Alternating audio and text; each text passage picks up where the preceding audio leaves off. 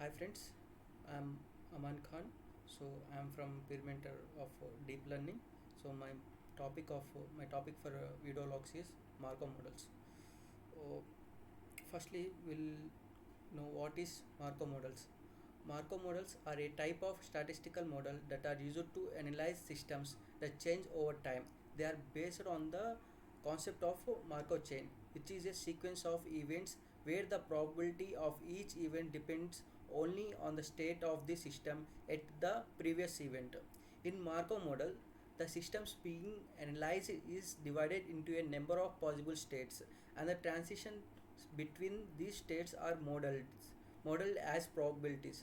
The probability of transitioning from one state to another is determined by a transition matrix, which defines the probability of moving from each state to every other state.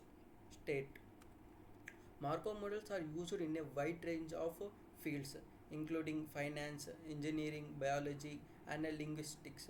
They can be used to analyze the behavior of complex systems, to make predictions about future outcomes, and to stimulate the effect of different policy choices or interventions. They are particularly useful in situations where the behavior of a system is influenced by many factors, and it is difficult to model using traditional statistical techniques. Markov models are mathematical models used to analyze and predict the behavior of complex systems over time. They are based on the Markov property, which states that the future state of a system depends only on its current state and not on its past state. So, Markov models are often used in fields such as economics, finance, engineering, and the natural science to analyze the behavior of complex systems. They can be used to model the behavior of systems that change over time, such as stock prices, weather patterns, or the spread of diseases. On way to present Markov models is through a state transition diagram, which is a visual representation of a system state and the transition between them. Each state is represented by a node, and the transition between states are represented by arrows. Another way to represent Markov models is through a matrix known as the transition matrix or the stochastic matrix. The transition matrix is a square matrix where each element represents the probability of transitioning from one state to another. The rows of the matrix represent the current state and the columns represent the next stage. Markov models can also be classified into different types based on the number of states and the nature of the transitions between them. For example, a Markov chain is a model with a finite number of states and a fixed set of transition probabilities. A continuous time Markov chain is a model where the transitions occur at random times and are described by exponential distributions. In summary, Markov models are powerful tools for modeling complex systems and predicting their behavior over time. They can be presented visually through state transition diagrams or mathematically through transition matrices, and they come in different types depending on the nature of the system being modeled. In deep learning, Markov models are often used in a combination with recurrent neural networks. Recurrent neural networks are a type of neural network that can process a sequence of inputs by maintaining an internal state that depends on the previous input. Markov models can be used to model the transition between the internal states of an RNN, allowing the RNN to capture more complex dependencies between inputs. Overall, Markov models are a powerful tool for modeling sequence of inputs in deep learning and can be used in a variety of applications, including natural language processing, speech recognition, and video analysis. So the process of Markov models is the process of constructing and using a Markov models typically involve these steps. Firstly, we define the states. The first step is building a Markov models is to define the possible states of the system or process being model. For example, in a weather prediction model, the state could be sunny, cloudy, or rainy. Determine the transition probabilities. The next step is to determine the transition probability of a transition from one state to another. This can be done by analyzing the historical data or by using domain knowledge to estimate the probabilities. For example, if historical data shows that it is sunny on 80% of days following a day that was also sunny, then the transition probability from sunny to sunny would be 0.8. Point 0.8. And the next step is representing the model. The model can be represented as a directed graph where the nodes represent the states and the edges represent the transition probabilities. Each edge is labeled with the probability of transitioning from one state to another. Use the model for prediction or analysis. The next step is using the model uh, for prediction or analysis. Once the model is constructed, it can be used to make predictions about the future state of the system or to analyze the behavior of the system. For example, the model could be used to predict the weather for the next day based on the current weather conditions.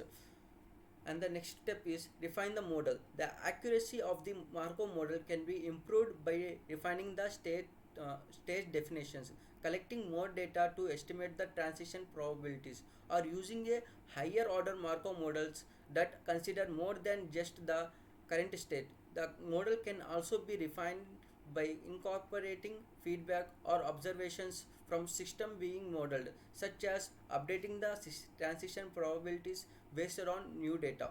Overall, the process of using a Markov model involves defining the states, estimating the transition probabilities, representing the model as a directed graph, using the model for prediction or analysis, and refining the model as needed to improve its accuracy. So the now we know the advantages of Markov models. So it has the advantage of simplicity where the Markov models are easy to understand and implement, and as they involve only a finite number of states and transition between them, and it is very flexible.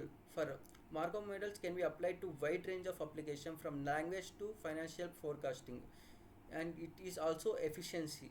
Markov models can be very efficient in terms of computation as they only need to consider the current state and its transition probabilities to predict the next state. Memorylessness. Markov models are memoryless, which means that the probability of transitioning to a future state depends only on the current state, not on any previous states. This makes them particularly useful for modeling systems with short-term dependencies. The next advantage is predictive power. Markov models can be used to make predictions about the future states or events based on the current state and the transition probabilities. And also the it has the advantages of adaptability. Markov models can be adapted to different level of complexities depending on the specific application and the available data. Overall, Markov models provide a simple yet powerful framework for modeling and analyzing complex systems, making them a useful tool for a wide range of applications. So now we will know the disadvantages of Markov models.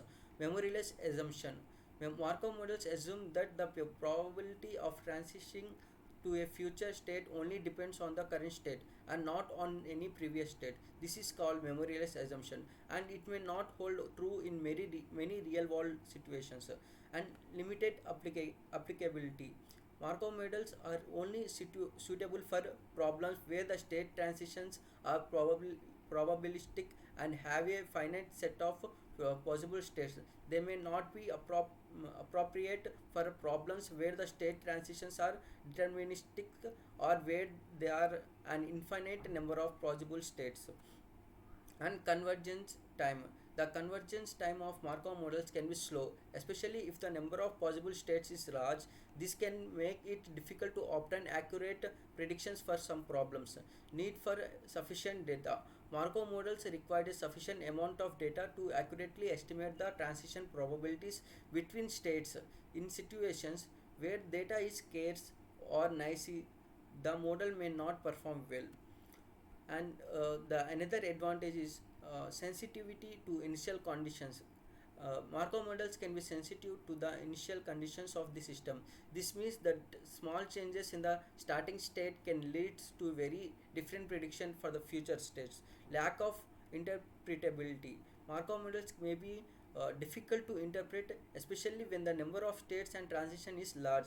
This can be make it challenging to understand how the models is making predictions and to identify areas where improvements can be done. So the overall conclusions is Markov models are useful tool for modeling systems that exhibit probabilistic state transitions. They have been successfully applied in wide range of fields including finance, engineering and biology.